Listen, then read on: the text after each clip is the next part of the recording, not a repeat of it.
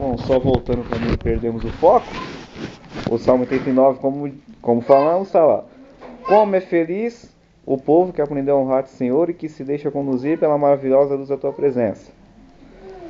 Antigamente, a presença de Deus não vinha sobre as pessoas, era levada através, simbolizada de uma arca.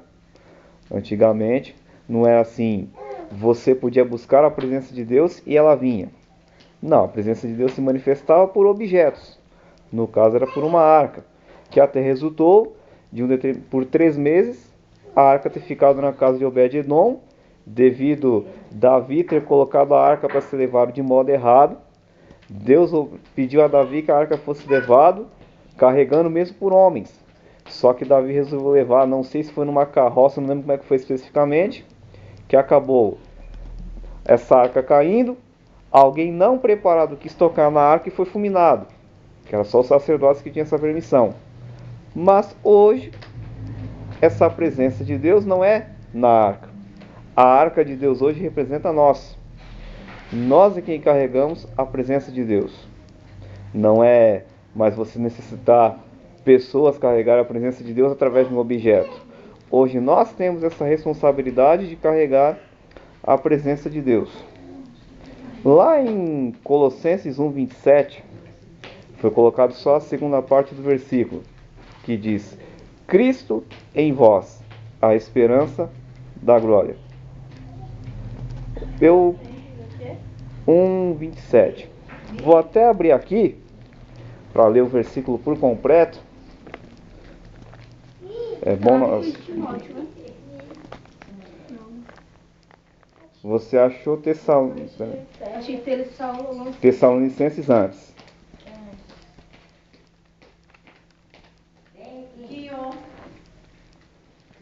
Acho que o Riquinho quer participar da sala com a gente. Esse é dos nossos.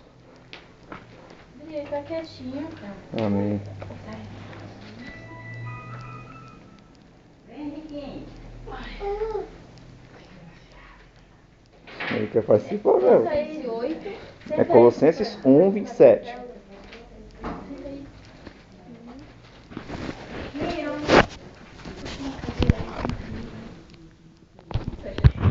Colossenses 1, versículo 27.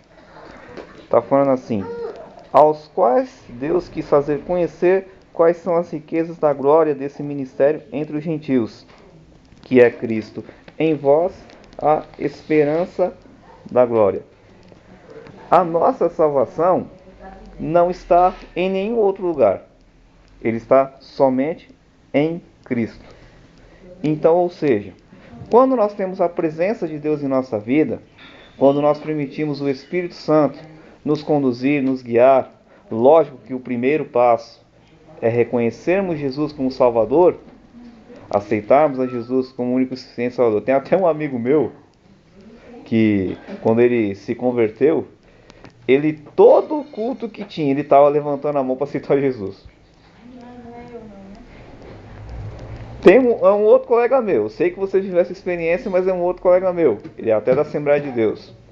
Ele deve ter ficado, acho que uns 2 meses aceitando Jesus todo o culto. Tudo bem, nós temos que aceitar Jesus todo dia, mas aquele ato de levantarmos a mão, seja na cela, no culto, no encontro com Deus, é uma vez só. Mas o que representaria se aceitarmos a Jesus todos os dias? Eu também faço isso quando é no grupo infantil. Toda semana como que aceitar Jesus, todo mundo vai. Então, o aceitar a Jesus é, vamos dizer assim, nas suas atitudes.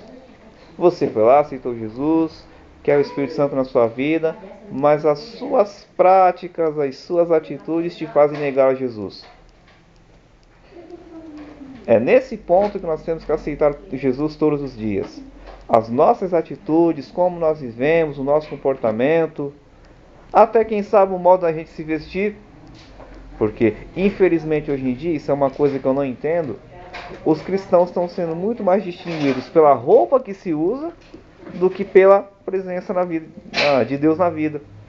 Tudo bem que a Bíblia diz que nós temos que andar com ordem e decência. Nós não vamos andar com roupas escandalosas para chamar a atenção das pessoas da maneira errada.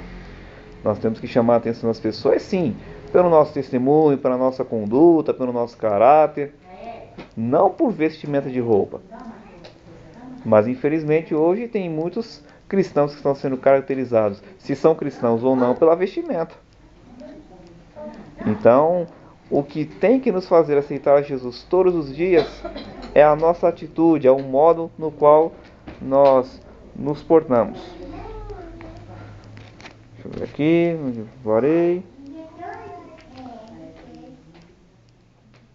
Ok. A presença de Deus em nossa vida, ela não está relacionada a uma religião. Aqui no caso, a nossa fé é o cristianismo protestante. Essa é, vamos dizer assim, a religião que nós seguimos, cremos e temos fé. Mas a presença de Deus em nossas vidas não pode estar baseada por uma religião. Sim, nós somos cristãos porque somos seguidores de Cristo. Nós seguimos a Jesus Cristo, que é o nosso símbolo, é o nosso exemplo de fé, é o nosso Salvador. Mas o que tem que nos fazer prosseguir na presença de Deus é Jesus Cristo. Ele que é a pedra principal, Ele que é o fundamento principal da fé, é Ele que tem que ser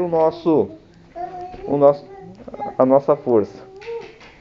Tem algumas perguntinhas aqui, mas eu vou fazer as perguntas apenas que eu creio que aqui a resposta de cada uma das perguntas é simples.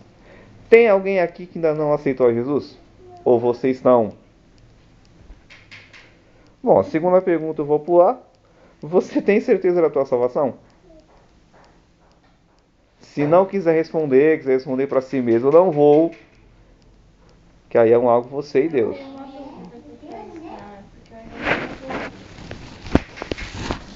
Aí nesse caso, tem um versículo na Bíblia que diz: quem crer e for batizado será salvo. Só que não é... Mas deixa eu explicar. Não é especificamente o batismo que vai salvar. O batismo não salva. O que te salva é a fé. Do que adianta vocês que estão se preparando para futuramente batizar, vocês descerem as águas, se batizarem, vamos dizer assim, tomar um banho, mas não ter fé em Jesus?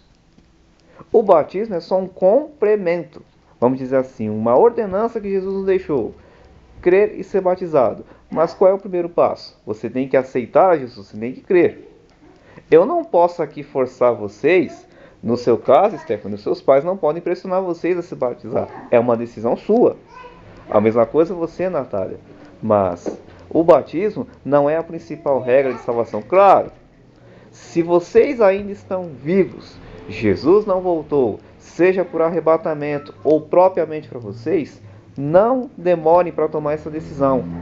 Peça a Deus que prepare vocês para que possam viver essa experiência, que é uma experiência maravilhosa, para que vocês também possam fazer parte do corpo. Porque tomar a Santa Ceia do Senhor, como tivemos no domingo passado, não é simplesmente relembrarmos a morte de Jesus, relembrarmos o sacrifício que Ele fez por nós na cruz. É um modo de estarmos participando do corpo de Cristo, de estarmos juntos ali em comunhão, de estarmos juntos ali. Lógico que nós temos que estar na casa de Deus todos os cultos possíveis, temos que todas as oportunidades que tivermos estar participando do corpo de Jesus, mas a Santa Ceia em si é um modo de nós estarmos em aliança com Deus e com o corpo de Cristo. Mas essa questão do batismo não vai tirar a tua salvação, não. Lógico, peça a Deus, ore para que esse momento chegue na sua vida, para que você possa descer as águas, para que você possa confirmar aquela decisão que já há quanto tempo você está com Jesus? Assim, o dia que você aceitou Jesus. Então, 1 ano já que você está com Jesus. Você simplesmente vai confirmar essa decisão que você fez. Assim como a Stephanie também, no dia que ela descer as águas, ela vai confirmar aquela decisão que ela tomou com Jesus. Mas você não se batizar não significa que você não está salvo. Mas é importante vocês tomarem essa decisão para estarmos juntos em aliança. Não que vocês não sejam considerados imbues, vocês são. Mas o batismo é só um modo de nós estarmos em aliança. Tirada a dúvida?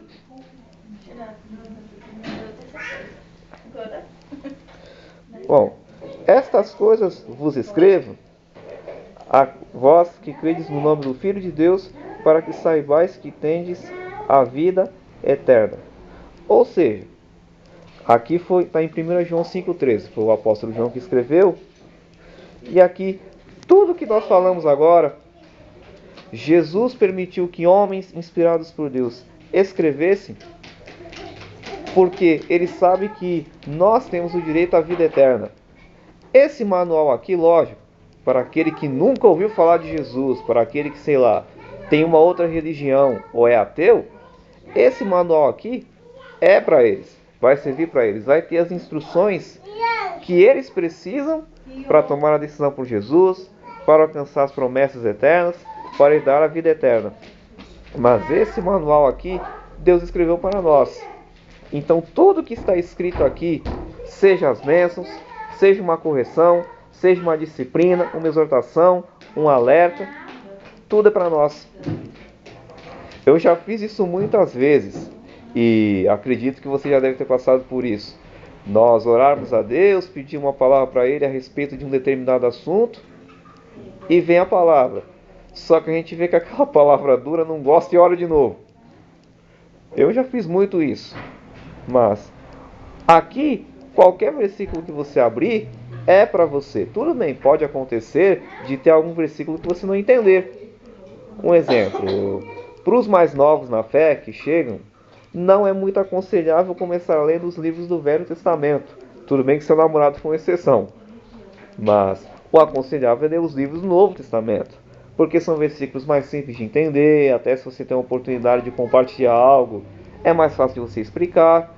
Mas todas as palavras que estão aqui são para nós, independente do que vai ser tratado.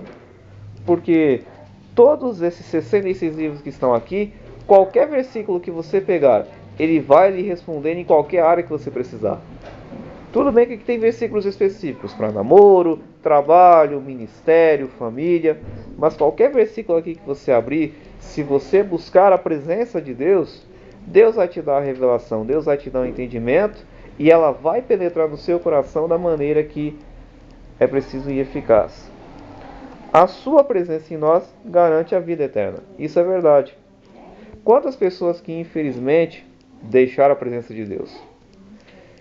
Eu fui fazer um cálculo por causa de um projeto aí que eu tenho para fazer na célula que mais para frente compartilho com vocês. Eu fiz um cálculo simples lá, tentando lembrar o nome de todas as pessoas que já passaram por aqui, que até minha irmã fez o vídeo semana passada. Pelas minhas contas, devem ter passado por essa célula, somando os que estão fixos, quase 60 pessoas. Somando os que estão fixos. Muitos deixaram a presença de Deus, não sabemos por qual motivo. Um, infelizmente, se foi. Um, infelizmente, foi recolhido. Acabou voltando à velha vida, à velha prática. E aquele pecado que ele resolveu deixar entrar no seu coração foi o que o recolheu, foi o que o levou. Mas quantas pessoas que têm deixado a presença de Deus por tantas coisas simples, às vezes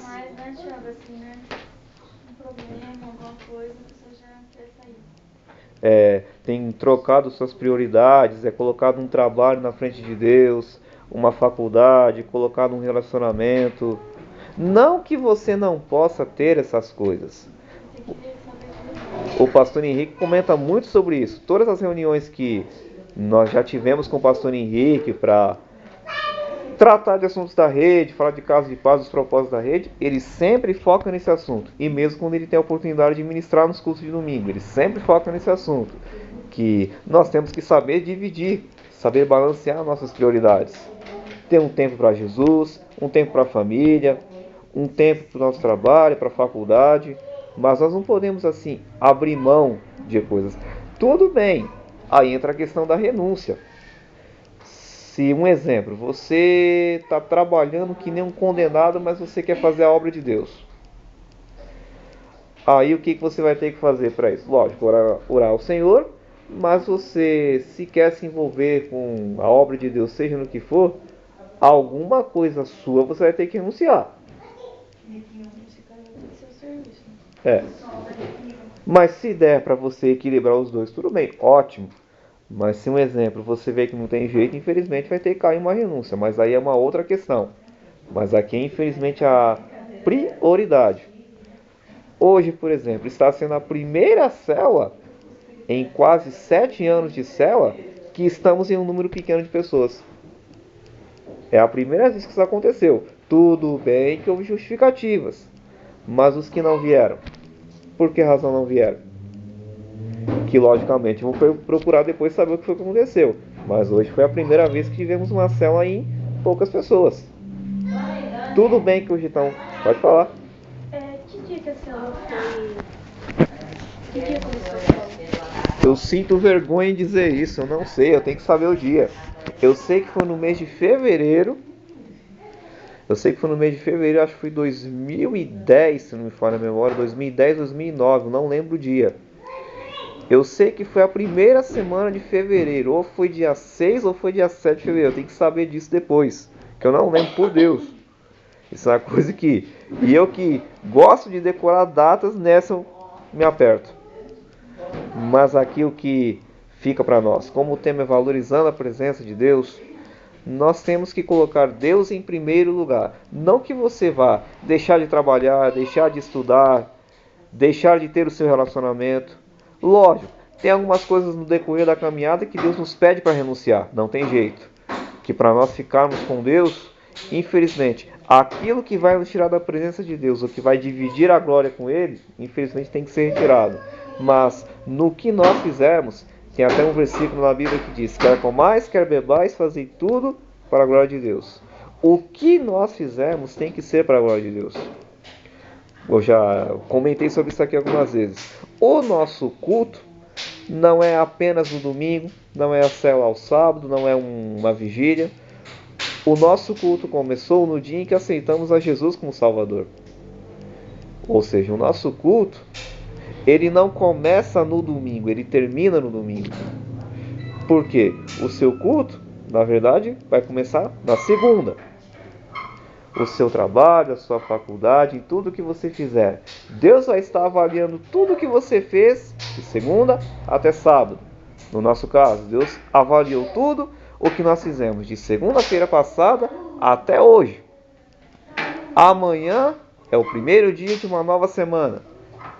Amanhã é que Deus vai juntar tudo o que for feito dessa semana até amanhã à noite, no encontro, e vai avaliar se esse culto que nós demos a Ele, Ele vai receber ou não.